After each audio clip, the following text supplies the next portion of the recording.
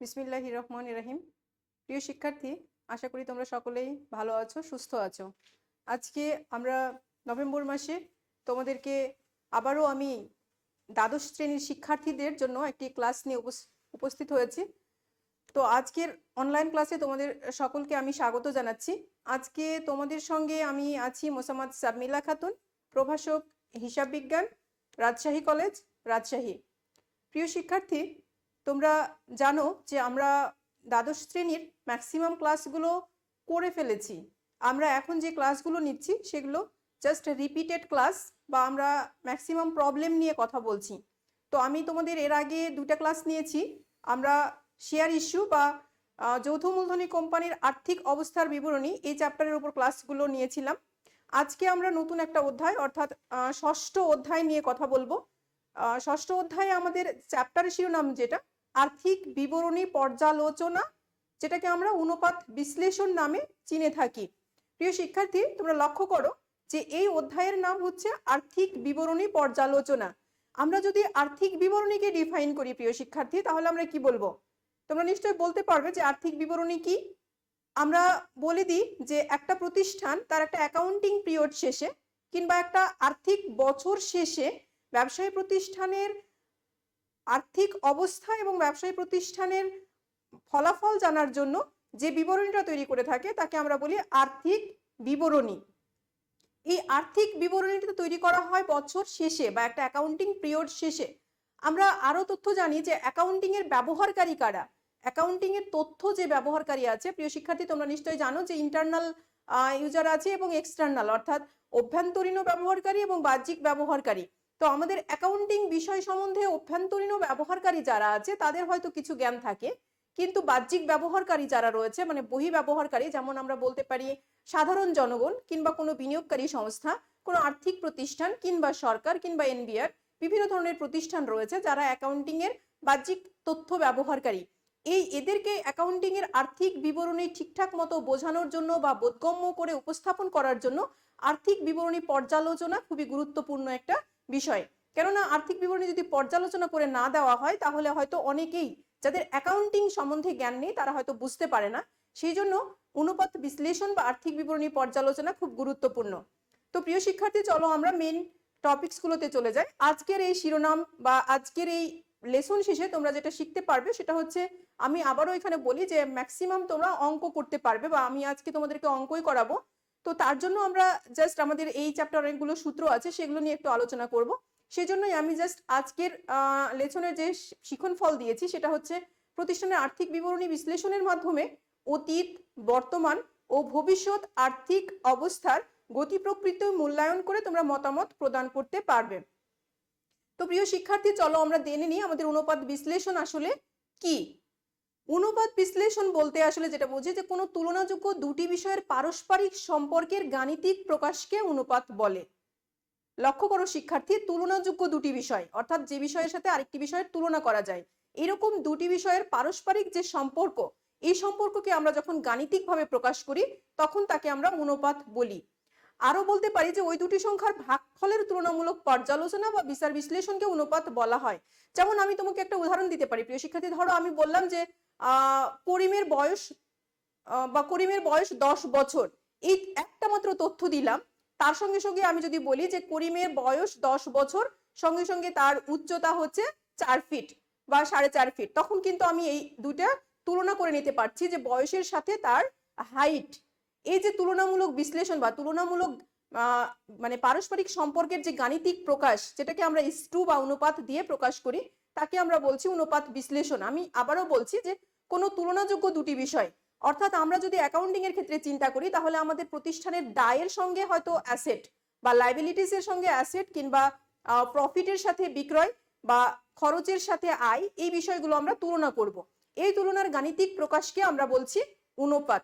তো প্রিয় শিক্ষার্থী, আমরা এবারে দেখব যে অনুপাতের শ্রেণী বিভাগ কি। অনুপাতকে দুইটা শ্রেণীতে বিভক্ত করা যায়। প্রথম হচ্ছে উৎস ভিত্তিক শ্রেণী বিভাগ এবং উদ্দেশ্য ভিত্তিক শ্রেণী বিভাগ। উৎস ভিত্তিক শ্রেণী বিভাগ এবং উদ্দেশ্য ভিত্তিক শ্রেণী বিভাগ, এই প্রত্যেকটার আন্ডারে আবার একাধিক শ্রেণী বিভাগ রয়েছে। তোমরা যদি লক্ষ্য করো তাহলে দেখতে পাবে যে আর্থিক বিবরণী সম্পর্কিত অনুপাত।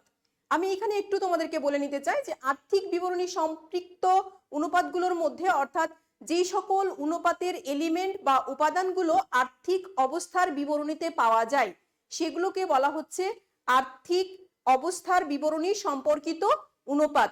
অ্যাজ ফর এক্সাম্পল আমরা যদি বলতে পারি চলতি অনুপাত, যেটার আমরা সূত্র জানি যে চলতি সম্পদ বাই চলতি দায়।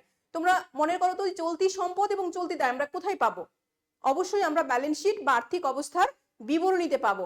তো ঠিক এই ধরনের অর্থাৎ আর্থিক অবস্থার বিবরণী থেকে এলিমেন্ট গুলো নিয়ে যদি আমরা যে অনুপাতগুলো ক্যালকুলেশন করব সেটাকে আমরা বলছি আর্থিক অবস্থার বিবরণী সম্পৃক্ত অনুপাত। নেক্সট আমরা যেটা দেখতে পাচ্ছি বিশদ আয় বিবরণী সম্পৃক্ত অনুপাত। এই বিশদ আয় বিবরণী সম্পৃক্ত অর্থাৎ যে সকল এলিমেন্ট গুলো অর্থাৎ আমি যে সকল অনুপাতগুলোর এলিমেন্ট বিশদ আয় বিবরণী বা থেকে নিব সেইগুলোকে আমরা বলবো বিশদ আয় বিবরণী সম্পৃক্ত অনুপাত। অ্যাজ ফর এক্সাম্পল মোট লাভ অনুপাত। আমরা যদি সূত্র দেখি তখন জানবো যে মোট লাভ আমরা কিভাবে বের করি। মোট লাভ আমরা বের করি মোট লাভ ডিভাইডেড বাই নিট বিক্রয়। এই মোট লাভ এবং নিট বিক্রয় আমরা কোথায় পাবো? শিক্ষার্থী তোমরা নিশ্চয়ই জানো যে এগুলো আমরা বিশদ আয় বিবরণীতে পাবো বা ইনকাম স্টেটমেন্টে পাবো। সুতরাং এই জন্য আমরা বলছি বিশদ আয় বিবরণী সম্পৃক্ত অনুপাত। নেক্সট আমরা বলছি মিশ্র অনুপাত, অর্থাৎ এমন কিছু অনুপাত বা রেশিও আমরা ক্যালকুলেট করতে পারি যেগুলো এলিমেন্ট আর্থিক অবস্থার বিবরণীতে পাওয়া যায় এবং বিশদ আয় বিবরণীতে পাওয়া যায়, অর্থাৎ দুইটার কম্বাইন্ড বা মিক্সড যে অনুপাতগুলো সেটাকে আমরা বলছি মিশ্র অনুপাত। নেক্সট উদ্দেশ্য ভিত্তিক অনুপাতের মধ্যে রয়েছে তোমার তারল্য অনুপাত, সক্রিয়তার অনুপাত, তারপর হচ্ছে তোমার মুনাফা অর্জন ক্ষমতার অনুপাত এবং সচ্ছলতার অনুপাত। প্রিয় শিক্ষার্থী, এই উদ্দেশ্য ভিত্তিক যে শ্রেণীবিভাগটা এগুলোর মধ্যে আবার উৎসভিত্তিক যে শ্রেণীবিভাগ এগুলোর কিন্তু মিল রয়েছে। অর্থাৎ প্রতিষ্ঠানের তারল্য অনুপাত বলতে একটা প্রতিষ্ঠান স্বল্প মেয়াদে দায় পরিশোধের ক্ষমতা মানে নির্ণয় করার জন্য যে সকল অনুপাতগুলো আমরা ক্যালকুলেশন করি বা প্রতিষ্ঠানের লিকুইডিটি অবস্থা বা তারল্য অবস্থা ক্যালকুলেশনের জন্য আমরা যে অনুপাতগুলো বের করে থাকি সেগুলোকে আমরা বলছি তারল্য অনুপাত। অ্যাজ ফর এক্সাম্পল চলতি অনুপাত হতে পারে, তারল্য অনুপাত হতে পারে, কার্যকরী মূলধন অনুপাত হতে পারে, নগদ দেনা অনুপাত হতে পারে। এরপর সক্রিয়তার অনুপাত আছে, মুনাফা অর্জন ক্ষমতার অনুপাত রয়েছে এবং আরেকটা যেটা রয়েছে আমাদের সচ্ছলতার অনুপাত। প্রিয় শিক্ষার্থী, আজকে আমি তোমাদের দুইটা শ্রেণীবিভাগ নিয়ে আলোচনা করব। প্রথমে আমরা তারল্য অনুপাত আলোচনা করব এবং আমরা মুনাফা অর্জন ক্ষমতা এই দুইটা অনুপাতের সূত্রগুলো নিয়ে একটু আলোচনা করব, তারপর আমরা ম্যাথ ক্যালকুলেশনে চলে যাব। তো প্রিয় শিক্ষার্থী চলো আমরা প্রথমেই দেখি তারল্য অনুপাত সমূহ কি কি।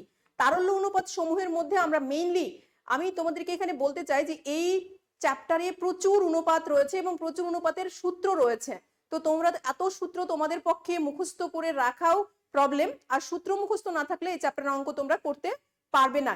তো আমি জাস্ট প্রত্যেকটা ক্লাসিফিকেশন থেকে বা প্রত্যেকটা শ্রেণীবিভাগ থেকে অল্প অল্প কিছু অনুপাত তোমাদেরকে পড়িয়ে দিব যেগুলো তোমাদের জন্য ইম্পর্টেন্ট বা যেগুলো ম্যাক্সিমাম ক্ষেত্রে আমাদের জানা খুব প্রয়োজন, কিংবা আমাদের শুধুমাত্র পরীক্ষা না ওভারঅল প্রত্যেকটা ক্ষেত্রে আমাদের জানা প্রয়োজন as a student of accounting বা as a student of business studies group. সুতরাং এই অনুপাতগুলো নিয়ে আমরা আলোচনা করব। দেখো তারল্য অনুপাতের মধ্যে রয়েছে আমরা তিনটা অনুপাতের কথা এখানে বলেছি। ফার্স্ট চলতি অনুপাত, সেকেন্ড যেটা সেকেন্ড অনুপাতটার নাম কিন্তু একাধিক, লক্ষ্য রাখো, ত্বরিত অনুপাত, তারল্য অনুপাত, অ্যাসিড টেস্ট অনুপাত, অগ্নি পরীক্ষা অনুপাত এবং কার্যকরী মূলধন অনুপাত। অর্থাৎ আমরা যেটা দেখলাম যে 2 নম্বর যে অনুপাতটা রয়েছে সেটার নাম কিন্তু একাধিক, অর্থাৎ অথবা অথবা দিয়ে আমি নামগুলো এখানে দিয়েছি, তারল্য দিয়েছি, অ্যাসিড টেস্ট, অগ্নি পরীক্ষা, এটাকে দ্রুত অনুপাতও বলা হয়, অগ্নি পরীক্ষা এবং এই টাইপের অনুপাত বলা হয় আর কি। তো প্রিয় শিক্ষার্থী চলো আমরা দেখে নিই সূত্রগুলো। ফার্স্ট অফ অল আমরা যেটা দেখবো চলতি অনুপাত। আমি তোমাদেরকে খাতা কলম নিয়ে বসতে বলবো এবং আমি জানি যে তোমাদের এই ক্লাসগুলো আগে একবার হয়ে গেছে, তারপরে আমরা যেহেতু রিপিট করছি তারপরেও আমি আবারও তোমাদের জন্য সূত্রগুলো দিয়ে দিয়েছি, কারণ আমি যখন অঙ্ক করাতে যাব হয়তো সূত্রগুলো তোমাদের মনে নেই, সেই সুবাদে এই সূত্রগুলো আবার দিয়ে দেওয়া। দেখো চলতি অনুপাত সমান সমান কি? চলতি সম্পদ বাই চলতি দায়, চলতি সম্পদ ডিভাইডেড বাই চলতি দায়, যেটার আদর্শ মান 2:1। প্রিয় শিক্ষার্থী আই রিপিট, চলতি অনুপাতের আদর্শ মান 2:1। আমি তোমাদেরকে এখানে একটা কথা বলে রাখতে চাই যে আমাদের এই মানে চ্যাপ্টারের যে ম্যাথগুলো রয়েছে প্রত্যেকটা ম্যাথ অনুপাত ক্যালকুলেশনের সঙ্গে সঙ্গে তোমাদেরকে কমেন্ট করতে বলা হয় বা মন্তব্য লিখতে বলা হয়। সুতরাং মন্তব্য লেখার জন্য তোমাদের অবশ্যই আদর্শ মান দরকার। আদর্শ মান যদি তুমি না জানো তাহলে কিন্তু মন্তব্য লিখতে পারবে না। আবারও বলি আমি, আদর্শ মান 2:1, চলতি অনুপাতের আদর্শ মান 2:1। আবার আমাদের যে এমসিকিউ প্রশ্ন আছে, অর্থাৎ আমাদের যে 30টা কোশ্চেন থাকে, সেই এমসিকিউ কোশ্চেনেও কিন্তু আদর্শ মান অনেক সময় আসে।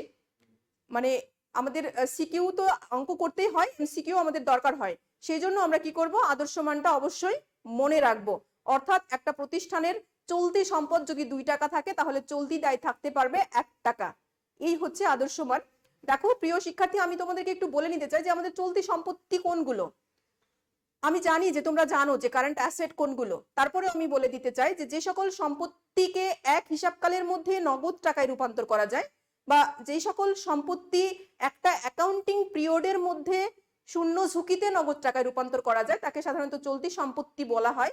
অ্যাজ ফর এক্সাম্পল দেখো, ক্যাশ হতে পারে বা যেটাকে আমরা নগদ বলি, ব্যাংকে জমা হতে পারে, স্বল্প মেয়াদী বিনিয়োগ হতে পারে, প্রাপ্য হিসাব সমূহ হতে পারে, বিবিধ দেনাদার হতে পারে, প্রাপ্য নোট হতে পারে, অগ্রিম প্রদত্ত ব্যয় বা অগ্রপ্রদত্ত ব্যয় হতে পারে, সমাপনী মজুত পণ্য হতে পারে। এই ধরনের সম্পদগুলোকে আমরা বলি চলতি সম্পদ বা কারেন্ট অ্যাসেট। নেক্সট আমরা দেখব চলতি দায়।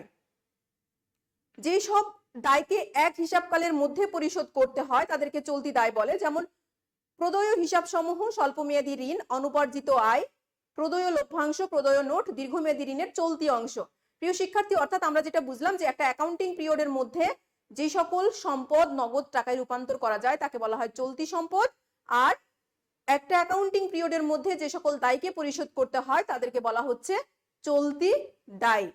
তো আমরা যদি এখন এই চলতি অনুপাত নির্ণয় করতে যাই, তাহলে আমাদের চলতি সম্পদ এবং চলতি দায় লাগবে। নেক্সট আমাদের যে অনুপাতটা, তারল্য অনুপাত, যেটার নাম আমরা বলেছিলাম একাধিক রয়েছে, অর্থাৎ অগ্নি পরীক্ষা অনুপাত রয়েছে, দ্রুত অনুপাত রয়েছে, এই ধরনের অনুপাত। তো তারল্য অনুপাতের সূত্র দেখো শিক্ষার্থী, লক্ষ্য করো, তারল্য সম্পদ বাই চলতি দায়, তারল্য সম্পদ বাই চলতি দায়। প্রিয় শিক্ষার্থী, এখানে আমি তোমাদেরকে একটা কথা বলে রাখতে চাই, তোমরা বিভিন্ন রাইটারের বই ফলো করো, অনেক রাইটার কিন্তু এই তারল্য অনুপাতের সংজ্ঞাতে বা সূত্র ঠিক এইভাবে লিখেছে যে তারল্য সম্পদ বাই তারল্য দায়, মানে চলতি দায় না লিখে তারল্য দায় লিখেছে। তো আমি তোমাদেরকে বলবো, তোমরা তারল্য দায় বের করার কোনো দরকার নেই, তোমরা ডিরেক্ট চলতি দায় দিয়ে করবা, তোমাদের কোনো সমস্যা হবে না বা অঙ্ক হবে। এটাই বর্তমানে আমরা ব্যাংক জমাতিরিক্ত যে বিষয়টা, সেই বিষয়টা এখানে না নিয়ে আসলেও চলবে। তোমরা জাস্ট তারল্য অনুপাতের সূত্র লিখবা, তারল্য সম্পদ ডিভাইডেড বাই তারল্য দায়। এখন তারল্য সম্পদ বলতে আমরা কি বুঝি? তারল্য সম্পদ বাই চলতি দায়। তাহলে আমরা তারল্য সম্পত্তি বা তরল সম্পদ বলতে কি বুঝি? দেখো, যে সকল সম্পত্তিকে স্বল্প সময়ের মধ্যে শূন্য ঝুঁকিতে প্রায় সমপরিমাণ নগদ টাকায় রূপান্তর করা যায় তাদেরকে তড়িৎ সম্পত্তি বলে। যেমন নগদ টাকা, ব্যাংকে জমা, দেনাদার। এখানে তড়িৎ সম্পত্তি বের করার একটা সূত্র আছে, প্রিয় শিক্ষার্থী লক্ষ্য করো, দেখো লাল কালিতে লেখা আছে, চলতি সম্পত্তি মাইনাস মজুত পণ্য মাইনাস অগ্রিম খরচ। চলতি সম্পত্তি মাইনাস মজুত পণ্য মাইনাস অগ্রিম খরচ। অর্থাৎ চলতি সম্পত্তি থেকে মজুত পণ্য এবং অগ্রিম খরচকে যদি আমরা বাদ দিয়ে দিই, তাহলে আমরা পাবো তড়িৎ সম্পত্তি বা তরল সম্পদ। তাহলে আমরা নিশ্চয়ই বুঝতে পেরেছি। আরেকটা জিনিস লক্ষ্য করো যে তারল্য অনুপাতের আদর্শ মান কিন্তু 1:1, 1:1। প্রিয় শিক্ষার্থী, তারল্য যাচাইয়ের আরেকটা অনুপাত রয়েছে, কার্যকরী মূলধন অনুপাত, যেটার সূত্র হচ্ছে কার্যকরী মূলধন ডিভাইডেড বাই চলতি দায়। তাহলে কার্যকরী মূলধনকে আমরা আরেকটা নামে অভিহিত করতে পারি, সেটা হচ্ছে চলতি মূলধন। কার্যকরী মূলধনকে কি বলতে পারি? চলতি মূলধন। তো কার্যকরী মূলধনের একটা সূত্র আছে, বা কার্যকরী মূলধনকে ক্যালকুলেশন করব কিভাবে? আমরা কার্যকরী মূলধন অথবা চলতি মূলধন ক্যালকুলেশন যদি আমরা করতে চাই, তাহলে আমরা বলবো চলতি সম্পদ মাইনাস চলতি দায়, চলতি সম্পদ মাইনাস চলতি দায় ইজিক্যাল টু হচ্ছে কার্যকরী মূলধন। প্রিয় শিক্ষার্থী, আমি এখানে আমাদের যে দুটা অনুপাত আমরা আলোচনা করলাম, সেই অনুপাতগুলো দ্বারা কি বোঝায় সেটা দিয়ে মানে তোমাদেরকে বলার পরে আমরা একটা ম্যাথ ক্যালকুলেশনে চলে যাব। দেখো, বলা হচ্ছে যে চলতি অনুপাত এটা কি করেছে? প্রতিষ্ঠানের স্বল্পমেয়াদী দায় পরিশোধের ক্ষমতা নির্দেশ করে। আর তড়িৎ অনুপাত প্রতিষ্ঠানের তাৎক্ষণিক দায় পরিশোধের ক্ষমতা নির্দেশ করে। দেখো, চলতি অনুপাত প্রতিষ্ঠানের স্বল্পমেয়াদী দায় পরিশোধের ক্ষমতা নির্দেশ করছে, আর তড়িৎ অনুপাত কি নির্দেশ করছে? তাৎক্ষণিক দায় পরিশোধের ক্ষমতা, একদম লিকুইডিটি, অর্থাৎ ঠিক ওই অবস্থাতে কি পরিমাণ দায় পরিশোধ করতে পারবে একটা প্রতিষ্ঠান। প্রিয় শিক্ষার্থী, আমরা একটা অঙ্ক দেখতে পাচ্ছি, খুব ছোট্ট একটা অঙ্ক। দেখো যে রানু কোম্পানি 2019 সালের সমাপ্ত বছরে নিম্নলিখিত তথ্যগুলো উপস্থাপন করা হলো। এখানে দেওয়া আছে নগদ তহবিল, এখানে দেওয়া আছে জমি এবং দালান কোঠা, দেওয়া আছে যন্ত্রপাতি, দেওয়া আছে প্রদেয় হিসাব, প্রদেয় বিল, বকেয়া খরচ, প্রাপ্য বিল, বিক্রয়, বিক্রয় ফেরত, ব্যাংক ওভারড্রাফট এবং মজুদ পণ্য। এই যে তথ্যগুলো দেওয়া আছে তোমাদেরকে করতে বলা হয়েছে, দেখো চলতি সম্পদ এবং চলতি দায়ের পরিমাণ নির্ণয় করো। চলতি সম্পদ এবং চলতি দায়ের পরিমাণ নির্ণয় করো। প্রিয় শিক্ষার্থী, আমরা অঙ্কটা করব। তোমরা দেখো যে চলতি সম্পদ এবং চলতি দায়, আমরা ফার্স্ট অফ অল ক নাম্বার করতে যাই। ক নাম্বারে কি বলছে আমাদেরকে? চলতি সম্পদ। চলতি সম্পদ, এখানে দেখো চলতি সম্পদ কি কি আছে। চলতি সম্পদ আছে আমাদের, প্রথমেই আমরা দেখলাম যে নগদ তহবিল, নগদ তহবিল যোগ কি আছে দেখো, তারপরে জমি এবং দালান আছে যেটা আমাদের ফিক্সড অ্যাসেট বা স্থায়ী সম্পদ, যন্ত্রপাতি সেটাও স্থায়ী সম্পদ, প্রদেয় হিসাব সেটা চলতি দায়, প্রদেয় বিল চলতি দায়, বকেয়া খরচ চলতি দায়, প্রাপ্য বিল যেটাকে আমরা বলতে পারি চলতি সম্পদ, প্রাপ্য বিল যোগ কি আছে বিক্রয়, বিক্রয় ফেরত, ব্যাংক ওভারড্রাফট, মজুদ পণ্য। নেক্সট আছে মজুদ পণ্য, মজুদ পণ্য। এই তিনটাই আমরা কিন্তু চলতি সম্পদ পাচ্ছি। প্রিয় শিক্ষার্থী, টাকার অ্যামাউন্ট কত? প্রথমে নগদ তহবিল আছে 35,000, নগদ তহবিল আছে 35,000। নেক্সট দেখো আমাদের নেক্সট আছে প্রাপ্য বিল, প্রাপ্য বিল আছে 1 লক্ষ, প্রাপ্য বিল 1 লক্ষ। নেক্সট আছে কি মজুদ পণ্য, মজুদ পণ্য আছে 40,000, মজুদ পণ্য আছে 40,000। এই তিনটা যদি আমরা যোগ করি তাহলে আমাদের কত দাঁড়ায়? 1,40,000 মানে 1,75,000, 1,75,000, 1,75,000। নেক্সট আমাদের কি বলছে ক নম্বরে? করণীয়তে চলতি সম্পদের পর বলছে চলতি দায়, চলতি দায়। চলতি দায় আমাদের এখানে কি কি আছে প্রিয় শিক্ষার্থী লক্ষ্য করো। চলতি দায় যেটা আছে প্রথমেই আছে আমাদের প্রদেয় হিসাব, প্রথমেই আছে প্রদেয় হিসাব। তারপর কি আছে? প্রদেয় হিসাবের পরে আছে বকেয়া খরচ, প্রদেয় বিল আছে, প্রদেয় বিল আছে, প্রদেয় বিল। তারপর আছে বকেয়া খরচ। এছাড়াও আরেকটা আছে সেটা হচ্ছে ব্যাংক ওভারড্রাফট, যেটাকে আমরা ব্যাংক জমাতিরিক্ত বলি, ব্যাংক ওভারড্রাফট আছে।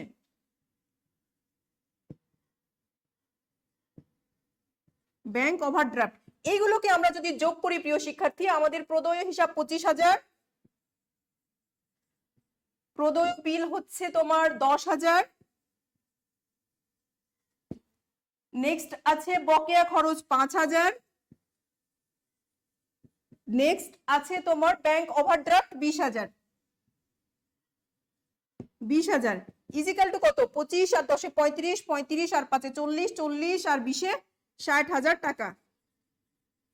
এইটাই আমাদের চলতি সম্পদ, এটা আর চলতি দায় এইটা। প্রিয় শিক্ষার্থী লক্ষ্য করো, চলতি সম্পদ আমাদের 1,75,000 টাকা আর চলতি দায় 60,000 টাকা। তাহলে আমাদের ক নাম্বার করণীয় কিন্তু কমপ্লিট, খুব ইজি। ক নাম্বার করণীয় চলতি, আমাদের এটা মনে রাখতে হবে, চলতি সম্পদ 1,75,000, চলতি দায় 60,000 টাকা। নেক্সট আমরা চলে যাব খ নাম্বারে, আমরা চলে যাব খ নাম্বারে। খ নাম্বারে আমাদের কি বলছে লক্ষ্য করো, আমরা মনে রাখবো কিন্তু আমাদের চলতি সম্পদ 1,75,000, চলতি দায় 60,000। খ নাম্বারে কি বলছে? খ নাম্বারে বলছে তারল্য যাচাইয়ের জন্য চলতি অনুপাত ও দ্রুত অনুপাত নির্ণয় করো। খ নাম্বারে বলছে তারল্য যাচাইয়ের জন্য চলতি অনুপাত। চলতি অনুপাতের সূত্র আমরা কি পড়লাম? নিশ্চয় মনে আছে তোমাদের। চলতি অনুপাতের সূত্র পড়লাম চলতি সম্পদ ডিভাইডেড বাই চলতি সম্পদ ডিভাইডেড বাই চলতি দায়। আমরা ক নাম্বারে কিন্তু চলতি সম্পদ ক্যালকুলেশন করেছি কত? 1,75,000 আর চলতি দায় 60,000। আমরা এটাকে জাস্ট ভাগ করে নিব, 1,75,000 কে 60,000 দিয়ে আমরা যদি ডিভাইডেড করে নিই, 1,75,000 ভাগ হচ্ছে 60,000, 2.5 9:1 প্রিয় শিক্ষার্থী লক্ষ্য করো, তাহলে আমাদের আদর্শ মান কত ছিল? আমাদের আদর্শ মান 2:1। চলতি অনুপাতের আদর্শ মান ছিল 2:1। আমাদের ক্যালকুলেটেড মান হয়েছে 2.91:1। 2.91:1 অর্থাৎ আদর্শ মানের চেয়ে অনেক বেশি সন্তোষজনক। নেক্সট আমরা দ্রুত অনুপাত অর্থাৎ দ্রুত অনুপাত বলতে আমরা যেটা বুঝি সেটা হচ্ছে তারল্য অনুপাত বা অগ্নি পরীক্ষা অনুপাত। এই অনুপাতটাকে আমরা দ্রুত অনুপাত বুঝি। তো প্রিয় শিক্ষার্থী, দ্রুত অনুপাতের মানে সূত্র আমরা কি লিখে দেখেছিলাম? দ্রুত অনুপাতের সূত্র দেখেছিলাম তারল্য সম্পদ ডিভাইডেড বাই চলতি দায়। তারল্য সম্পদ ডিভাইডেড বাই চলতি দায়। আমাদের চলতি দায় আমরা জানি 60,000, কিন্তু আমরা তারল্য সম্পদ জানি না। তাহলে আমরা এখানে তারল্য সম্পদটা বের করে নিই। তারল্য সম্পদটা আমরা বের করে নিই। তারল্য সম্পদ বের করার জন্য আমি কি বলেছিলাম যে চলতি সম্পদ মাইনাস কি অগ্রিম খরচ এবং মজুত পণ্য। তো আমাদের অঙ্কে অগ্রিম খরচ নেই, সুতরাং মজুত পণ্য আছে, আমরা মজুত পণ্য বাদ দিয়ে দিব। মজুত পণ্য আছে, মজুত পণ্য বাদ দিয়ে দিব। চলতি সম্পদ কত ছিল আমাদের? 1,75,000, যেখানে মজুত পণ্য দেখা যাচ্ছে 40,000। মজুত পণ্য দেখা যাচ্ছে 40,000। তাহলে আমাদের তারল্য সম্পদ দাঁড়াচ্ছে 1,35,000। এখন আমরা যদি এখানে বসিয়ে দিই প্রিয় শিক্ষার্থী, তারল্য সম্পদ হচ্ছে আমাদের 1,35,000 আর চলতি দায় ছিল 60,000। তোমরা অনেক বইতে দেখবা যে এখানে চলতি দায় না লিখে লিখেছে তারল্য দায়, এবং এই তারল্য দায় বের করছে তারা চলতি দায় মাইনাস ব্যাংক ওভারড্রাফট। আমি বলবো না যে তোমরা ওটা করলে ভুল হবে, তবে তোমরা ওটা করবা না, এটাই দরকার। ওটা করতে গেলে তোমাদের এক্সট্রা খাটুনি, কারণ ব্যাংক ওভারড্রাফটের মেয়াদ অনেক সময় একদিনও হতে পারে, এক বছরও হতে পারে। সুতরাং সেটাকে আমরা তরল মানে চলতি দায় থেকে বাদ দিয়ে তরল দায় বের করব, সেটা না করলেও কোনো সমস্যা নেই। এটাকে যদি আমরা এখন ক্যালকুলেশন করি আমাদের কত বের হয়? প্রিয় শিক্ষার্থী, তোমাদের কাছে নিশ্চয়ই ক্যালকুলেটর আছে। আমরা কি করব? আমরা 1,35,000-কে ভাগ দিব 60,000 দ্বারা। 1,35,000 ডিভাইডেড বাই 60,000, তাহলে 2.25:1। এটার আদর্শ মান কত ছিল? এটার আদর্শ মান ছিল 1:1, যেটা আমরা অনেক বেশি। আমাদের প্রতিষ্ঠানের আসলে লিকুইডিটি অবস্থা বা তারল্য অবস্থা খুবই ভালো। তো আমরা ক এবং খ নাম্বার করে ফেলেছি। চলতি অনুপাত তো খুবই ইজি, এবং তারল্য অনুপাত দেখো খুব ইজি। নেক্সট আমরা গ নাম্বারে যাব। গ নাম্বার আমাদের বলছে কার্যকরী মূলধন অনুপাত, যেটাকে আমরা আরেকটা নামে রাখতে পারি, সেটা হচ্ছে চলতি মূলধন অনুপাত। কার্যকরী মূলধন অথবা চলতি মূলধন, কার্যকরী মূলধন অথবা চলতি মূলধন। গ নাম্বার আমরা কি দেখছি? কার্যকরী মূলধন। কার্যকরী মূলধন অনুপাত। কার্যকরী মূলধন অনুপাত ইজিক্যাল টু উপরে কি কার্যকরী মূলধন ডিভাইডেড বাই চলতি দায়। আমরা জানি কার্যকরী মূলধন সমান কি? কার্যকরী মূলধন সমান আমরা জানি চলতি সম্পদ মাইনাস চলতি দায়, আর নিচে তো আছেই চলতি দায়। এখন আমরা আমাদের চলতি সম্পদ কত ছিল? 1,75,000, আর চলতি দায় ছিল 60,000, নিচে 60,000। এখন এটাকে যদি আমরা ক্যালকুলেশন করি তাহলে কি দাঁড়ায়? 1,75,000 থেকে 60,000 বাদ দিলে 1,15,000, নিচে হচ্ছে 60,000। এটাকে যদি আমরা ভাগ করি প্রিয় শিক্ষার্থী, তাহলে দেখো আমাদের কার্যকরী মূলধন অনুপাত কত দাঁড়ায়? 1,15,000 ডিভাইডেড বাই 60,000। দেখো 1.92 1:1। আর এটার আমাদের আদর্শ মান কত ছিল? এটার আমাদের আদর্শ মান ছিল 1:1, আদর্শ মান ছিল 1:1। যদিও এই অঙ্কে আমাদেরকে কমেন্ট করতে বলেনি বা মন্তব্য করতে বলেনি, তারপরেও আমরা আদর্শ মানগুলো আরেকবার ঝালিয়ে নিলাম। তো নেক্সট প্রিয় শিক্ষার্থী, আমরা মুনাফা অর্জন ক্ষমতা অনুপাতে চলে যাব। নেক্সট আমরা চলে যাব মুনাফা অর্জন ক্ষমতা অনুপাতে, অর্থাৎ মুনাফা অর্জন ক্ষমতার কি কি বিষয়গুলো আছে সেটা আমরা একটু দেখে নিব। আমরা যদি লক্ষ্য করি, দেখো যে প্রথমেই আছে মুনাফা অর্জন ক্ষমতার মধ্যে প্রথমেই আছে মোট লাভ অনুপাত, প্রথমেই আছে মোট লাভ অনুপাত, তারপরে আছে নিট লাভ অনুপাত, নেক্সট আছে শেয়ার প্রতি আয়, তারপর আছে পরিচালন মুনাফা অনুপাত, তারপর বিনিয়োজিত মূলধনের উপর সুদ ও কর পূর্ব মুনাফা অনুপাত। আজকে আমি তোমাদের এই অনুপাতগুলো নিয়ে একটু আলোচনা করে নিব, অর্থাৎ জাস্ট সূত্রগুলো তোমাদেরকে দিয়ে দিব, দিয়ে আমরা আর কিছু অঙ্ক দেখব এগুলোর উপর। দেখো প্রথমে মোট লাভ অনুপাত, মোট লাভ অনুপাত সমান সমান মোট লাভ ডিভাইডেড বাই নিট বিক্রয় গুণিত 100, মোট লাভ ডিভাইডেড বাই নিট বিক্রয় গুণিত 100, যেটার আদর্শ মান 20% থেকে 30%। এখন মোট লাভ আমরা কিভাবে ক্যালকুলেশন করব? মোট লাভ ক্যালকুলেশন করতে আমাদের নিট বিক্রয় মাইনাস বিক্রিত পণ্যের ব্যয়, নিট বিক্রয় মাইনাস বিক্রিত পণ্যের ব্যয়। এখন নিট বিক্রয় আমরা কিভাবে বের করব? মোট বিক্রয় থেকে বিক্রয় ফেরত এবং বিক্রয় বাট্টা যদি আমরা বাদ দিয়ে দিই তাহলে আমরা নিট বিক্রয় পেয়ে যাব। তো প্রিয় শিক্ষার্থী, মোট লাভ অনুপাত মোট লাভ ডিভাইডেড বাই নিট বিক্রয় গুণিত 100, যেটার আদর্শ মান 20 থেকে 30%। তারপর নিট লাভ অনুপাত, সবচেয়ে সহজ সূত্র এগুলো, নিট লাভ ডিভাইডেড বাই নিট বিক্রয় গুণিত 100, এখানে আদর্শ মান 10 থেকে 15%। তবে এখানে একটা বিষয় আছে, যদি এটা কর পরবর্তী নিট লাভ হয়, কর পরবর্তী নিট লাভ হয় তাহলে আদর্শ মান আবার 5 থেকে 10%। তো আমরা সাধারণত নিট লাভ নিট কর পূর্ব নিট লাভের কথা এখানে বলেছি। নেক্সট হচ্ছে শেয়ার প্রতি আয়, যেটা আর্নিং পার শেয়ার, এখানে কর এবং অগ্রাধিকার লভ্যাংশ বাদ দেওয়ার পরে যে নিট মুনাফাটা, সেই নিট মুনাফাকে যদি আমরা সাধারণ শেয়ারের সংখ্যা দ্বারা ভাগ করি তাহলে শেয়ার প্রতি আয় পেয়ে যাব।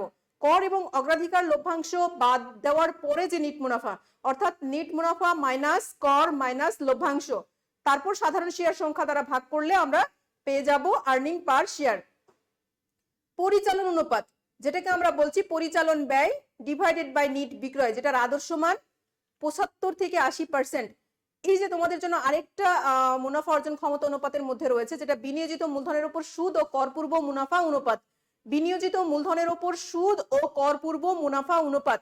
এই অনুপাতটা একটু ইম্পর্টেন্ট বা একটু জটিল টাইপের। দেখো এটা হচ্ছে সুদ ও কর পূর্ব মুনাফা ডিভাইডেড বাই বিনিয়োজিত মূলধন গুণিত 100, সুদ ও কর পূর্ব মুনাফা ডিভাইডেড বাই বিনিয়োজিত মূলধন গুণিত 100, যেটার আদর্শ মান 15 থেকে 20%। এই সুদ এবং কর পূর্ব মুনাফা বলতে আমরা নিট মুনাফা থেকে সুদ এবং কর বাদ দিলেই পাবো সুদ এবং কর পূর্ব মুনাফা বাদ দেওয়ার আগে যেটা। আর বিনিয়োজিত মূলধনটা আমরা একটু দেখবো নিচে। দেখো প্রিয় শিক্ষার্থী, লেখা আছে বিনিয়োজিত মূলধন। আসলে একটা প্রতিষ্ঠানের দীর্ঘমেয়াদী যে তহবিল ব্যবহার করে, দীর্ঘমেয়াদী যে তহবিল, অর্থাৎ একটা প্রতিষ্ঠান লং টার্ম যে সকল ফান্ডগুলো ইউজ করে তাকে আমরা বিনিয়োজিত মূলধন বলে থাকি। যদি আমরা এটাকে ক্যালকুলেশন করতে যাই তাহলে বলবো যে একটা প্রতিষ্ঠানের মালিকানা সত্ত্ব প্লাস দীর্ঘমেয়াদী দায়ের সমষ্টি, একটা প্রতিষ্ঠানের মালিকানা সত্ত্ব প্লাস দীর্ঘমেয়াদী দায়ের সমষ্টি কে আমরা বলছি কি? বিনিয়োজিত মূলধন। অর্থাৎ একটা প্রতিষ্ঠানের যতগুলো লাইবিলিটিস আছে, আমরা জানি ব্যালেন্স শিটে প্রতিষ্ঠানের লাইবিলিটিস এবং অ্যাসেট গুলো দেখানো হয়, asset is equal two liabilities সমান হয়। তো এই লাইবিলিটিস গুলো থেকে শুধুমাত্র কারেন্ট লাইবিলিটিস বা চলতি দায়, শুধুমাত্র চলতি দায় বাদ দিলেই কিন্তু আমরা বিনিয়োজিত মূলধন পেয়ে যাব। আবার আমরা অন্যভাবেও ক্যালকুলেশন করতে পারি। আমাদের দেখতে হবে যে অঙ্কে কোন ইনফরমেশন গুলো দেওয়া আছে, যে ইনফরমেশন দেওয়া আছে সেই ইনফরমেশনের বেজে আমাদেরকে কাজ করতে হবে। বিনিয়োজিত মূলধন ক্যালকুলেশন করতে গেলে আমরা যদি দেখি যে আমাদের অঙ্কে টোটাল অ্যাসেট দেওয়া আছে, তাহলে টোটাল অ্যাসেট থেকে আমরা চলতি দায় বাদ দিয়ে দিলেও বিনিয়োজিত মূলধন পেয়ে যাব। আবার যদি দেওয়া থাকে মালিকানা তহবিল দেওয়া আছে প্লাস দীর্ঘমেয়াদী দায় দেওয়া আছে, তাহলে মালিকানা তহবিল এবং দীর্ঘমেয়াদী দায়কে আমরা যোগ করে নিব, তাহলে আমরা বিনিয়োজিত মূলধন পেয়ে যাব। তাহলে মোট কথা যেটা দাঁড়ালো, বিনিয়োজিত মূলধন ক্যালকুলেশন করতে গেলে আমাকে জানতে হবে মালিকানা তহবিল প্লাস দীর্ঘমেয়াদী দায়, এই দুটোর সমষ্টি হতে পারে, কিংবা টোটাল অ্যাসেট থেকে চলতি দায় বাদ দিলেও বিনিয়োজিত মূলধন পাওয়া যেতে পারে। তো প্রিয় শিক্ষার্থী, আমরা এখানে যে অনুপাতগুলো দেখলাম সেই অনুপাত যে প্রতি টাকার বিপরীতে মোট লাভের পরিমাণ নির্দেশ করে, যেটা হচ্ছে মোট লাভ অনুপাত। আর নিট লাভ অনুপাত কি করে? প্রতি টাকা বিক্রয়ের বিপরীতে নিট লাভের পরিমাণ নির্দেশ করে। আর শেয়ার প্রতি আয় প্রতি শেয়ারের বিপরীতে নিট আয়ের পরিমাণ নির্দেশ করে। তো আমাদের কমেন্ট লিখতে এগুলো খুব একটা প্রয়োজন হবে আর কি। তো আমরা এবার নেক্সট ছোট্ট একটা অঙ্ক দেখবো প্রিয় শিক্ষার্থী। দেখো খুবই ছোট্ট একটা অঙ্ক, যেখানে কয়েকটা ইনফরমেশন দেওয়া আছে। প্রারম্ভিক মজুদ, সমাপনী মজুদ, বিক্রয়, বিক্রিত পণ্যের ব্যয় এবং পরিচালন ব্যয়। এখান থেকে আমি তোমাদেরকে জাস্ট যে সূত্রগুলো আমরা ক্যালকুলেট মানে একটু আগেই পড়লাম সেগুলোর একটু দেখবো। প্রথমেই আছে আমাদের মোট লাভ এবং নিট লাভ নির্ণয় করো। প্রথমেই আমাকে বলছে মোট লাভ এবং নিট লাভ,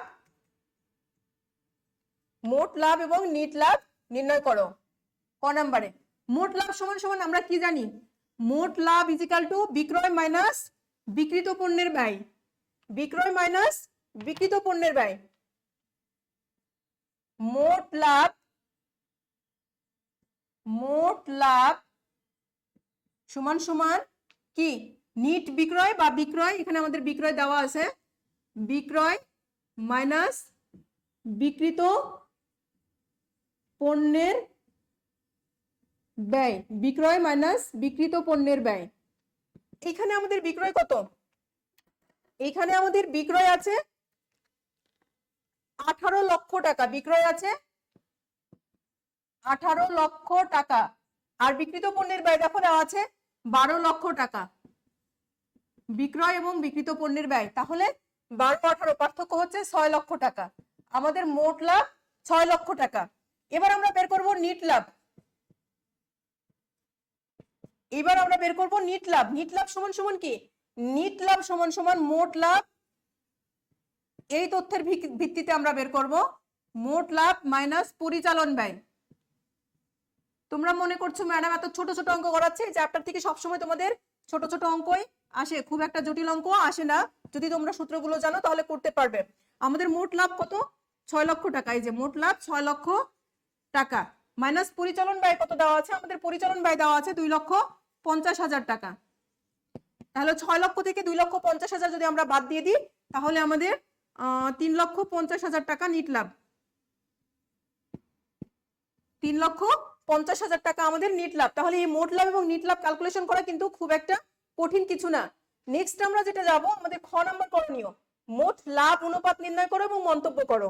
প্রিয় শিক্ষার্থী, এইখানে আমরা একটু মন্তব্য লেখা শিখবো। আমাদের মোট লাভ অনুপাত, ফার্স্ট অফ অল আমরা কি করব, মোট লাভ অনুপাত নির্ণয় করব। আমাদের মোট লাভ কত ছিল, 6 লক্ষ টাকা। মোট লাভ অনুপাত আমরা যাব খ নাম্বারে। খ নাম্বারে আমাকে বলছে মোট লাভ অনুপাত নির্ণয় করো এবং মন্তব্য করো। মোট লাভ অনুপাত, মোট লাভ অনুপাত অর্থাৎ মোট লাভ ডিভাইডেড বাই নিট বিক্রয় গুণিত 100। আমাদের মোট লাভ কত ছিল, 6 লক্ষ, আর বিক্রয় হচ্ছে 18 লক্ষ। আমাদের ছিল 6 লক্ষ আর 18 লক্ষ। এটাকে যদি আমরা করি তাহলে আমাদের কত পার্সেন্ট আসে, 6 লক্ষকে 18 লক্ষ, 6 লক্ষ ডিভাইডেড বাই 18 লক্ষ, 33.33%। এটাকে যদি আমরা 100 দ্বারা গুণ করি তাহলে এইটা আমাদের আদর্শ মান ছিল, মোট লাভের আদর্শ মান ছিল কত, আদর্শ মান ছিল 20 থেকে 30%, 20% থেকে 30% ছিল আদর্শ মান। প্রিয় শিক্ষার্থী, এখানে কিন্তু আমাকে মন্তব্য করতে বলেছে, অর্থাৎ মোট লাভের অনুপাত নির্ণয় করার সঙ্গে সঙ্গে আমাকে মন্তব্য করতে বলছে, কারণ আমাদের খ নাম্বার প্রশ্ন কিন্তু 4 মার্কের জন্য। তো আমরা শুধুমাত্র এটুকু করলে কিন্তু আমরা 4 মার্ক পাবো না, সেই ক্ষেত্রে আমাদেরকে মন্তব্য লিখতে হবে। এখন এই মন্তব্যটা আমি এখানে লিখলাম না, আমি তোমাদের জাস্ট বলে দিচ্ছি। আমরা মন্তব্য লেখার সময় ঠিক আদর্শ মানে যাব আমরা, যে ওই মোট লাভ অনুপাতের আদর্শ মান কত। মোট লাভ অনুপাতের আদর্শ মান কিন্তু 20 থেকে 30%, আর আমাদের অ্যাকুয়ার্ড মান বা আমাদের অর্জিত মান কিন্তু 33, যেটার আদর্শ আপার লেভেল কিন্তু 30, আর আমাদের ক্যালকুলেটিভ মান হচ্ছে 33। দ্যাট মিন্স আমরা কি বলতে পারি, যে এই প্রতিষ্ঠানের কি মোট লাভ অনুপাত অবশ্যই সন্তোষজনক, বা প্রতিষ্ঠানের লাভ অর্জনের বা মুনাফা অর্জনের ক্ষমতা ভালো। তাহলে আমরা কমেন্ট কিভাবে লিখবো, আমরা লিখবো যে কোম্পানির নাম কি, মিস্টার করিম লিমিটেড। আমরা লিখবো যে মিস্টার করিম লিমিটেডের মুনাফা, করিম লিমিটেড কোম্পানির মুনাফা অর্জন ক্ষমতা ভালো কিংবা সন্তোষজনক। কেননা এর আমরা জানি যে মোট লাভের আদর্শ মান হচ্ছে 20 থেকে 30%, যেখানে করিম লিমিটেড কোম্পানি 33% মোট লাভ অনুপাত কি অর্জন করেছে। সুতরাং আমরা এইভাবে মন্তব্যটা লিখে দিব। নেক্সট আমাদের কি আছে, নিট লাভ অনুপাত। যে কোম্পানির মোট লাভ ভালো সেই কোম্পানির নিট লাভ অবশ্যই ভালোই হওয়ার কথা, এটা সিম্পল কথা। আমরা দেখি গ নাম্বার কি বলছে। নিট লাভ অনুপাত, নিট লাভ সমান সমান কি, নিট লাভ অনুপাত ইজ ইকুয়াল টু নিট লাভ ডিভাইডেড বাই বিক্রয় গুণিত 100। এখন আমাদের নিট লাভ কত ছিল, 3,50,000, যেটা আমরা ক নাম্বারে ক্যালকুলেশন করেছি, ডিভাইডেড বাই 18 লক্ষ গুণিত 100 ইজ ইকুয়াল টু কত পার্সেন্ট। আমরা যদি করে ফেলি, দেখো খুব ছোট্ট একটা জিনিস, 3,50,000 ডিভাইডেড বাই 18 লক্ষ, 19.44%। 19.44%। প্রিয় শিক্ষার্থী, এটাকেও আমাকে মন্তব্য লিখতে বলেছে, আমরা মন্তব্য এখানে লিখে দিব যে করিম লিমিটেড কোম্পানির নিট লাভ অনুপাত সন্তোষজনক। নিট লাভ অনুপাত সন্তোষজনক, কেননা করিম লিমিটেডের আমরা জানি যে নিট লাভ অনুপাতের আদর্শ মান কত, 10 থেকে 15%। আদর্শ মান 10 থেকে 15%, কিন্তু করিম লিমিটেডের অর্জিত মান 19.44%, যেটা অর্জিত মান 19.44%, অর্থাৎ আদর্শ মানের চেয়ে অর্জিত মান বেশি। আদর্শ মানের চেয়ে অর্জিত মান বেশি। সুতরাং আমরা বলতে পারি যে করিম লিমিটেডের মুনাফা অর্জন ক্ষমতা বা নিট মুনাফা অর্জন ক্ষমতা সন্তোষজনক। এভাবে আমরা জাস্ট মন্তব্যটা লিখে দিব। তো প্রিয় শিক্ষার্থী, আশা করি তোমরা এই ছোট্ট অঙ্কটা বুঝতে পেরেছো। নেক্সট আমরা আরেকটা অঙ্ক করব, যেখানে আমরা বিনিয়োজিত মূলধনের উপর সুদ ও কর পূর্ব মুনাফা এই অনুপাতটা দেখব। প্রিয় শিক্ষার্থী, তোমরা দেখো এই অঙ্কটা একটু মনোযোগ দিয়ে আমি পড়ি, তোমরা একটু দেখো, তাহলে ভালো বুঝতে পারবে যে মিস্টার ফয়সাল লিমিটেডের কিছু তথ্য দেওয়া আছে। জাস্ট কয়েকটা তথ্য দেওয়া আছে। দেখো, মোট স্থায়ী সম্পত্তি দেওয়া আছে 14,40,000 টাকা। স্থায়ী সম্পত্তি দেওয়া আছে কত, 14,40,000 টাকা। চলতি সম্পত্তি দেওয়া আছে 2,40,000 টাকা। চলতি দায় দেওয়া আছে 96,000 টাকা। এখানে আরেকটা জিনিস দেওয়া আছে, বিনিয়োজিত মূলধনের মুনাফা অর্জন ক্ষমতা অনুপাত দেওয়া আছে। বিনিয়োজিত মূলধনের মুনাফা অর্জন ক্ষমতা অনুপাত দেওয়া আছে 12%। মালিকানা তহবিল দেওয়া আছে 11,64,000 টাকা। কর এবং অগ্রাধিকার লভ্যাংশ বাদ নিট লাভ দেওয়া আছে 8 লক্ষ টাকা, এবং সাধারণ শেয়ারের সংখ্যা দেওয়া আছে 1 লক্ষ টাকা। এই হচ্ছে আমাদের ইনফরমেশন গুলো। এই ইনফরমেশন থেকে আমাদেরকে অঙ্ক করতে হবে। প্রথমেই বলেছে প্রতিষ্ঠানের সুদ ও কর পূর্ব মুনাফা নির্ণয় করো। দেখো শিক্ষার্থী, লেখা আছে প্রতিষ্ঠানের সুদ ও কর পূর্ব মুনাফা নির্ণয় করো। আমাদেরকে যে তথ্যগুলো দেওয়া আছে সেই তথ্যগুলো থেকে কি আমরা সুদ এবং কর পূর্ব মুনাফা নির্ণয় করতে পারি? অবশ্যই পারি। তার জন্য আমাকে যেতে হবে কি, বিনিয়োজিত মূলধনের উপর সুদ ও কর পূর্ব মুনাফা অনুপাত। বিনিয়োজিত মূলধনের উপর সুদ ও কর পূর্ব মুনাফা অনুপাত, এইখানে আমাদেরকে যেতে হবে। তোমরা একটু আগে এই জিনিসটা দেখেছো, এই যে এখানে দেখো, মনে আছে তোমাদের নিশ্চয়, বিনিয়োজিত মূলধনের উপর সুদ ও কর পূর্ব মুনাফা অনুপাত। বিনিয়োজিত মূলধনের উপর সুদ ও কর পূর্ব মুনাফা অনুপাত। তাহলে আমরা চলে যাই, প্রথমে আমরা ক নাম্বার করব। বিনিয়োজিত মূলধনের উপর বিনিয়োজিত মূলধনের উপর সুদ ও কর পূর্ব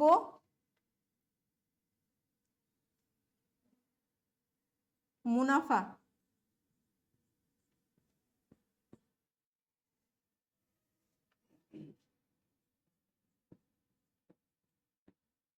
এই অনুপাতটার সূত্র আমরা লিখবো। আমরা 2 লাইনে লিখেছি, আমরা নিচে সূত্র লিখবো, তোমাদের দেখার সুবিধার্থে আমি একটু নিচে লিখছি সূত্রটা।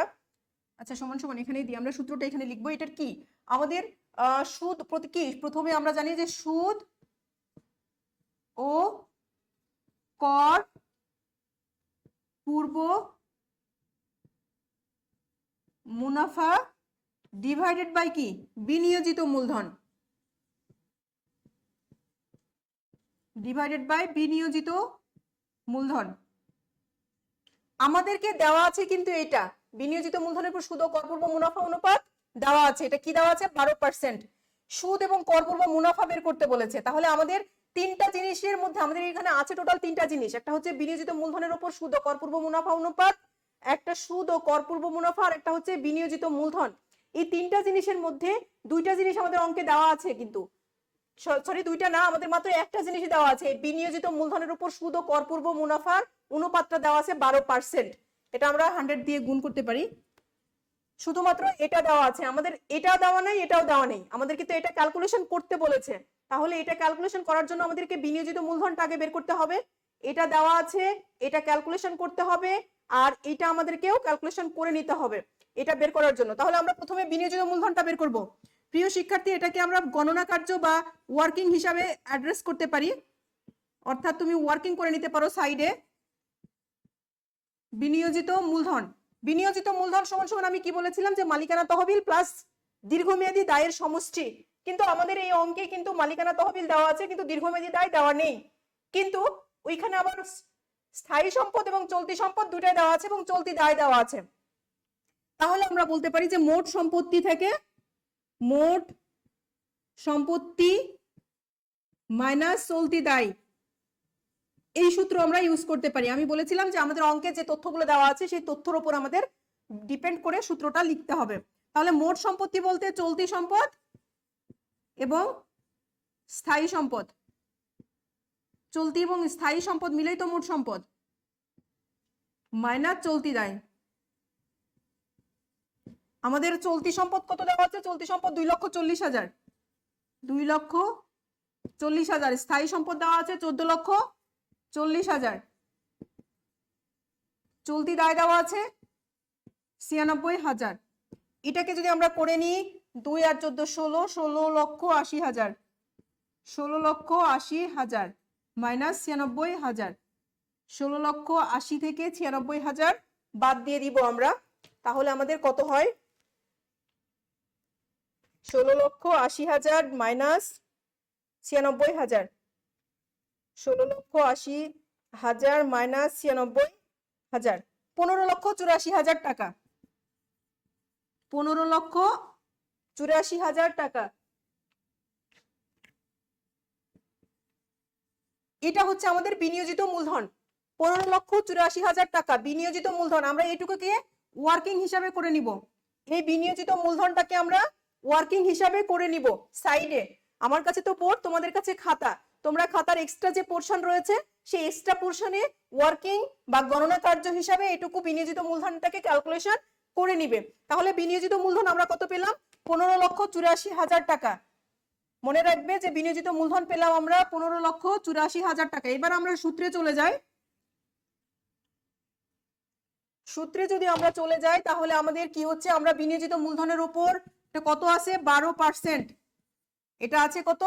12% ইজিক্যাল টু সুদ ও করপূর্ব মুনাফা আমাদেরকে বের করতে হবে। করপূর্ব মুনাফা আমাদেরকে বের করতে হবে। আর এখানে বিনিয়োজিত মূলধন আমাদের কত বললাম? 15,84,000 টাকা। 15,84,000 টাকা। এই তো, এখানে যেহেতু পার্সেন্টেজ আছে এখানে আমরা 100 না নিলেও পারি, যেহেতু আমরা এখানে অলরেডি পার্সেন্টেজ দিয়ে দিয়েছি বা আমাদের অঙ্কে পার্সেন্টেজ দেওয়াই আছে।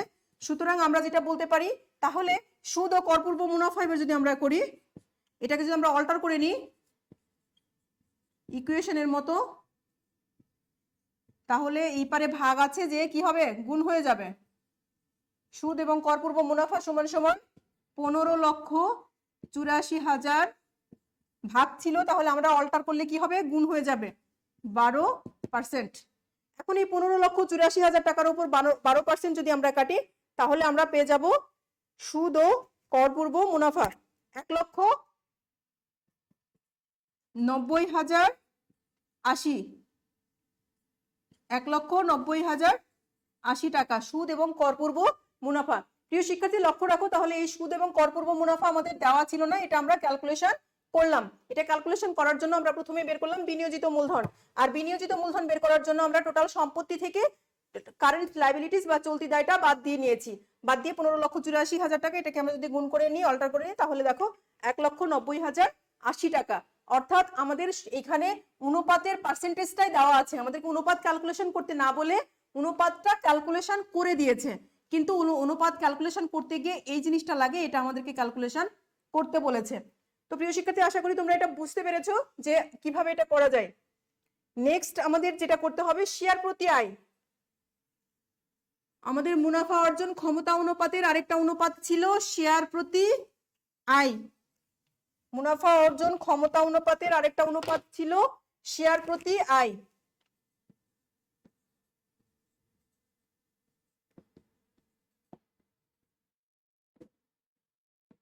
শেয়ার প্রতি আয় এটা সমান সমান কি তোমাদের নিশ্চয়ই মনে আছে? শেয়ার প্রতি আয় সমান সমান কি?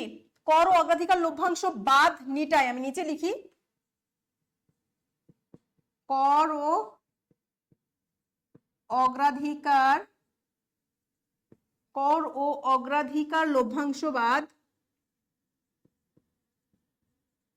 লভ্যাংশ বাদ নিট আয় ডিভাইডেড বাই সাধারণ শেয়ার সংখ্যা।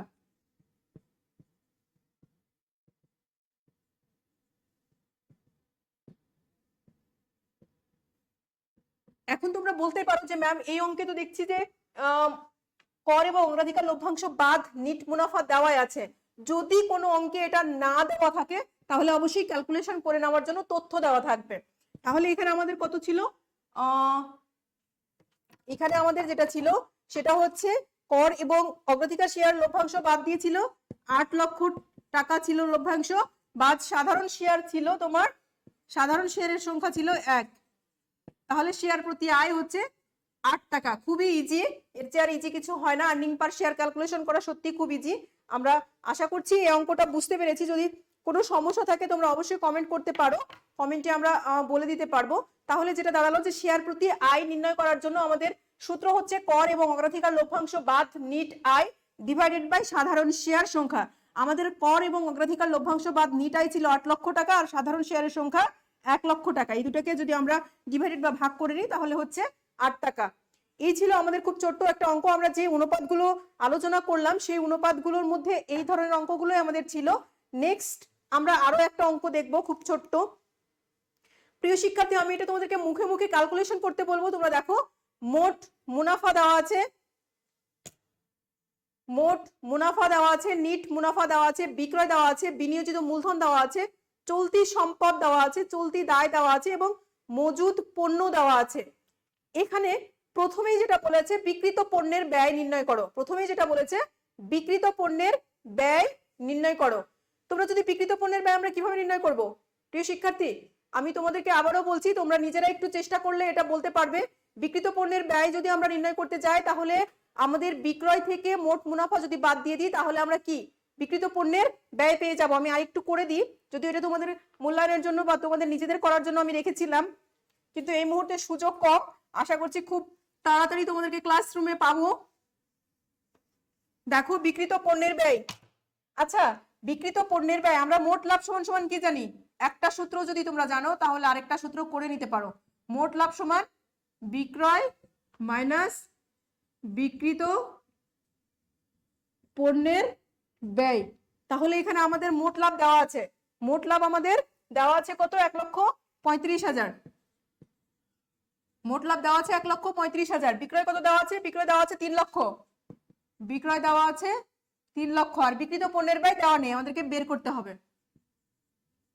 বিক্রিত পণ্যের ব্যয় আমাদেরকে বের করতে হবে। তাহলে আমরা যদি এই পাশে বিক্রিত পণ্যের ব্যয়কে নিয়ে নিই, সমান সমান কি? 3 লক্ষ মাইনাস 1,35,000। এই তো 3 লক্ষ মাইনাস 1,35,000, এটাই হচ্ছে বিক্রিত পণ্যের ব্যয়। তাহলে কত? 2,65,000। 2,65,000। প্রিয় শিক্ষার্থী, 3 লক্ষ থেকে যদি আমরা 1,35,000 বাদ দিয়ে দিই তাহলে আমাদের 1,65,000 টাকা বিক্রিত পণ্যের ব্যয় বেরিয়ে যায়। নেক্সট বলছে মুনাফা অর্জন ক্ষমতা যাচাইয়ের জন্য দুটি অনুপাত ক্যালকুলেশন করো। মুনাফা অর্জন ক্ষমতা যাচাইয়ের জন্য দুটি অনুপাত। এখন এই মুনাফা অর্জন ক্ষমতা যাচাইয়ের জন্য যদি আমরা দুটি অনুপাত করে যাই, তাহলে আমরা মোট লাভ অনুপাত করব এবং নিট লাভ অনুপাত করব, মোট লাভ অনুপাত করব এবং নিট লাভ অনুপাত করব। তাহলে মোট লাভ অনুপাতের সূত্র কি? মোট মুনাফা ডিভাইডেড বাই নিট বিক্রয় গুণিত 100, অর্থাৎ মোট মুনাফা 1,35,000 ডিভাইডেড বাই নিট বিক্রয় অর্থাৎ 3 লক্ষ গুণিত 100। আবার যদি নিট লাভ করতে চাই তাহলে নিট মুনাফা দেওয়া দেখা আছে 87,000 ডিভাইডেড বাই কি নিট বিক্রয় অর্থাৎ 3 লক্ষ টাকা। নেক্সট বলছে চলতি দায় পরিশোধের ক্ষমতা যাচাইয়ের জন্য দুটি অনুপাত ক্যালকুলেশন করো। চলতি দায় পরিশোধের ক্ষমতা যাচাইয়ের জন্য, চলতি দায় পরিশোধের ক্ষমতা যাচাইয়ের জন্য কি কি অনুপাত আমরা জানো নিশ্চয়? চলতি অনুপাত, তারল্য অনুপাত এবং কার্যকরী মূলধন অনুপাত। তোমরা 3টা অনুপাত এখান থেকে বের করতে পারবে, কেননা চলতি সম্পদ দেওয়া আছে, চলতি দায় দেওয়া আছে। তাহলে আমরা চলতি সম্পদ ডিভাইডেড বাই চলতি দায়, তাহলে চলতি অনুপাত পেয়ে যাব। আর তারল্য অনুপাত যদি আমরা বের করতে চাই তাহলে কি লিখবো? চলতি সম্পদ মাইনাস সমাপনী মজুত পণ্য, তাহলে আমরা পাবো তরল সম্পদ ডিভাইডেড বাই চলতি দায়। এটা তোমরা আশা করছি পারবে, তোমরা খাতায় এক্ষুনি করে ফেলো। এটা তোমাদের জন্য হোমওয়ার্ক বলা যেতে পারে। আশা করি এটা এর চেয়ে সহজ অঙ্ক, এটা মনে হয় 2017 সালের রাজশাহী বোর্ডের কোশ্চিন, মানে এরকম সহজ কোশ্চিন আমাদের এই চ্যাপ্টার থেকে আসে, যেটা করতে আমাদের 5 থেকে 7 মিনিট লাগে মানে অ্যান্সার করতে। সুতরাং আমি তোমাদেরকে বলবো যে এই চ্যাপ্টারের অঙ্কগুলো তোমরা করতে থাকো, করতে থাকলে খুব সহজ হবে। আর আজকের পরে বা এই ক্লাসের পরে তোমরা এই চ্যাপ্টার নিয়ে একটু দেখো, অর্থাৎ এই চ্যাপ্টারে কোথাও কোনো প্রবলেম যদি থাকে তোমাদের, অবশ্যই তোমরা প্রবলেমগুলো লিখতে পারো কমেন্টে কিংবা ডিরেক্ট আমাকে বলতে পারো। তো আজকে এ পর্যন্তই, অর্থাৎ আজকে যে অঙ্কগুলো করলাম আমরা সেই অঙ্কগুলো তোমরা মনোযোগ দিয়ে দেখো এবং এই প্রবলেমগুলো নিয়ে নিজেরা একটু বইয়ের সাথে মিলিয়ে দেখো। যেখানে যেখানে তোমাদের সমস্যা আছে সেই সমস্যাগুলো তোমরা কমেন্ট করো, আমি যতটা পারি আর কি, বা তোমাদেরকে আমি সলভ দেওয়ার চেষ্টা করব। আমরা আগামী 9 তারিখে তোমাদের সাথে এই চ্যাপ্টারের উপর আরো একটা ক্লাস নিব। সুতরাং 4-5 দিন তোমরা পেয়ে যাবে চ্যাপ্টারের প্রিপারেশন নিতে।